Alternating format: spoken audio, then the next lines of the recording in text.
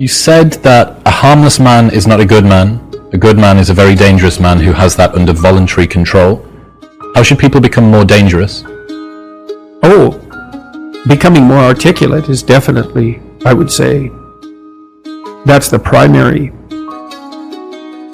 array of weapons. So, I mean, physical prowess is something, and it's not nothing, that physical confidence that comes along with that as well. But the same thing replicated at the level of the ability to communicate and to think, and that's a way broader field of battle and opportunity. So this is one thing that isn't taught well, especially to boys. It's more important to teach it to boys, I would say, because they're more skeptical of such, of the educational enterprise in general, generally speaking, partly because they're less obedient, partly because they're less agreeable. That's particularly true for disagreeable boys. And agreeable boys get higher grades independent of their IQ and their academic achievement, because they're easier to deal with. So, what do you tell disagreeable boys? There's nothing that makes you more formidable than verbal competence, than being able to articulate, be able to think, to marshal your arguments, right? It's a battlefield metaphor. Get everything in order.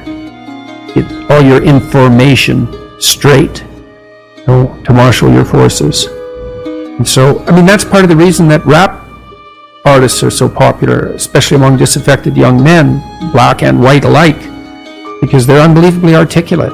Like, they have this incredible verbal prowess. It's unbelievably attractive, and it's associated with genuine artistic and redemptive activity, often focusing on something that's approximately the voice of the underclass, let's say, but a powerful voice, right? And it's interesting to see how many young white guys identify with that. Was it Aldous Huxley that wrote Doors of Perception? Yeah. Yeah, so this is kind of an equivalent of that, right? That you have a experience which many people struggle to articulate. You take the best of us, the one that has the most precise, most articulate, erudite language. You drop them in and you say, okay, show us what you've learned. This is the equivalent, but for just a different community, a different sort of life, that maybe you don't have the ability to describe what it feels like to live on a council estate in Manchester or in, one of the neighborhoods of Brooklyn or whatever it might be. And then this person can. And it feels like it's your voice. Yeah, well, you still, if you're a young man, you still feel alienated from your place as rightful heir of the proper kingdom. I mean, that's an existential truism for everyone, particularly for every young man, because he is an outsider in many ways. He's young and juvenile and not very highly valued, and then is in some sense hurt by the inadequacies of the current king, the current culture, and is easily turned against it because of that. And that's the machinations of the evil uncle. That's the King Arthur story. That's the story of Horus and Osiris. It's an ancient story. It's the story of Sauron, and it's there all the time. And you see in rap music, in hip hop, all of that alienation being given an articulated voice in an artistic sense, and that's a good example of the power of verbal facility, and that's the route to, let's say, marketing education to young men. It's like, you want to take your rightful place in the kingdom? It's like, get your tongue straight, man. Get it under control in the highest possible sense. The persona, you could say, is a good way of thinking about it. You watch all those rom-coms where there's always kind of a beta male guy who's being real friendly and always failing miserably with the women because basically he's lying to himself and to them. He's a persona, and a persona is the face that you show to the world when you're trying to pretend and to convince yourself and others that you're, I would say, harmless, but we could say a good person. But a good person isn't harmless. A good person is capable of, well, maybe a good person is capable of anything, but is willing to hold that in abeyance. I read this interesting commentary a little while ago on a statement by Christ in the New Testament, and the statement generally interpreted is that the meek shall inherit the earth, but I was looking up the multiple translations of the word meek, and meek is actually derived from a Greek word, of course, because the Bible, at least some of the original forms of the Bible, were in Greek. And that word didn't exactly mean meek. It meant something like those who have weapons and the ability to use them, but determined to keep them sheathed, will inherit the world. And that means that people who are capable of force, let's say, but decide not to use it, are in the proper moral position. And Nietzsche commented on that a fair bit too. You know, he thought of most morality as cowardice, not because morality itself was cowardice, but because most people who are cowards disguise their cowardice as morality, and they claim that their harmlessness, which is actually a consequence of their fear and inability to be harmful, say, or to be dangerous, is actually a sign of their moral integrity. And that's a really bad idea. So, you know, if you're an axe murderer but you don't have an axe, that doesn't mean that you're moral. So now, with regards to, so that's the persona. And the persona is the mask that you wear, and that's what persona means, is the mask that you wear to convince yourself and the world that you're not a terrible monster, so that when you look at yourself in the mirror, you don't have to run away screaming.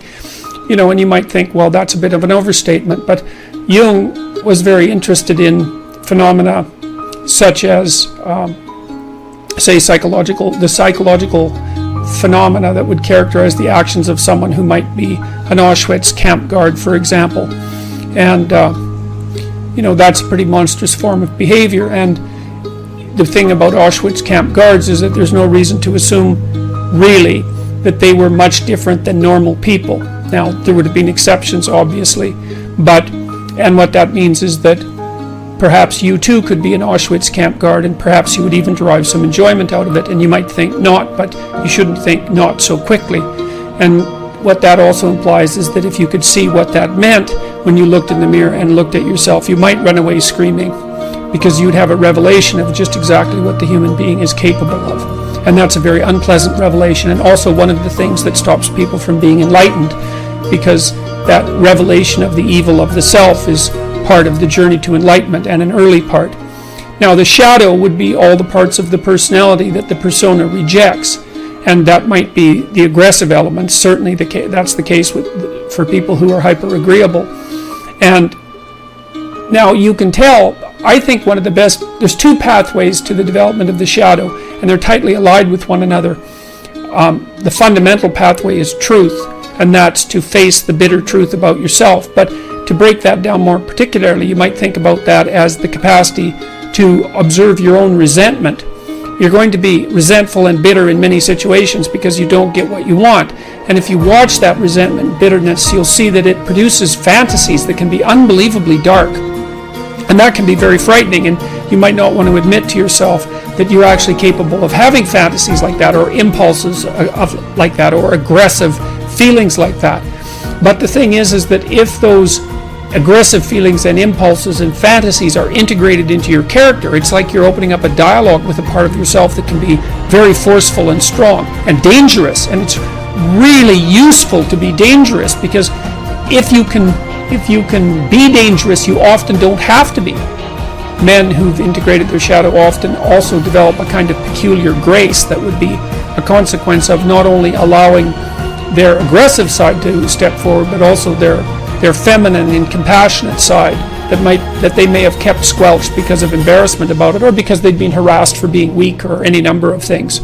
So, but the practical approach for developing your shadow, I would say, is to contemplate and consider your resentment and notice what it says, and because your resentment will also tell you what you have to say. If you're feeling oppressed at work, or you're oppressed in your life, or you're oppressing yourself, then you got to notice that you're feeling oppressed. Then you have to notice that you're feeling resentful and angry and bitter, and maybe even like Cain in the story of Cain and Abel, because Cain is sort of the archetypal bitter man. And then you have to decide what it is that you need to do in order to remove from yourself that bitterness. And that usually means that there's something that you have to say.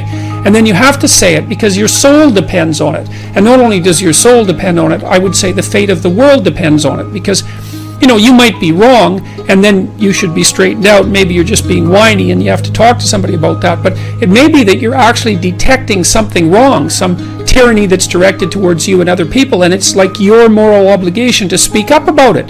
And so many workplaces become toxic, to use a terrible cliche, because the people in them won't speak up for what they actually want, or they speak up too late and then they're all twisted up about it, and you know, they're torturing other people because they're so unhappy, and so forth and so on. So practical approach for developing your shadow fundamentally is radical honesty. And Jung said that, you know, a genuine moral effort was a good substitute for psychotherapy.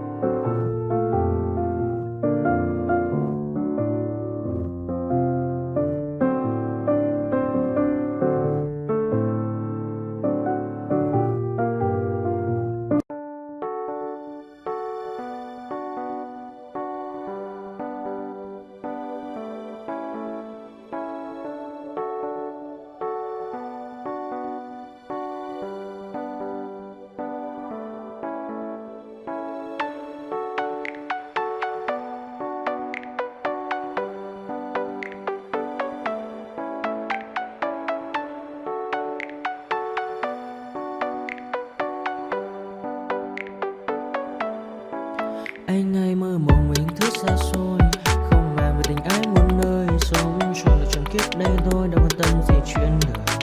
Thế mà lại ngâm tương tư, ông tầm bà mút xe tơ, đêm nằm trộm nhớ mơ mơ về ai. Thì ra anh yêu rồi, từ ánh mắt nụ cười, từ đôi môi gọi mưa sao xuyến lòng anh. Thì ra mê em rồi, ngày hay đêm ôm lời, chỉ nghĩ đến em thôi, đó là do anh đã yêu rồi, anh đã yêu rồi, anh đã yêu rồi. Anh đã yêu rồi, anh đã yêu rồi,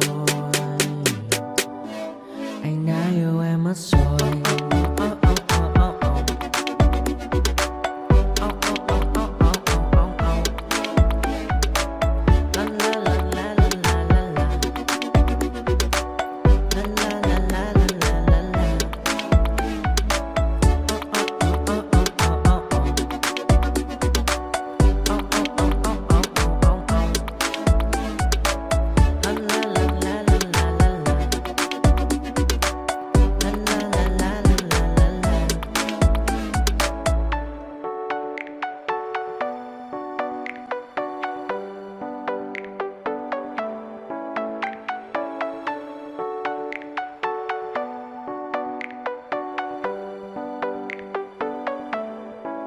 Anh ai mơ mộng mình thứ xa xôi, không màng về tình ái muôn nơi, sống cho là trọn kiếp đây thôi, đâu quan tâm gì chuyện đời, thế mà lại nỡ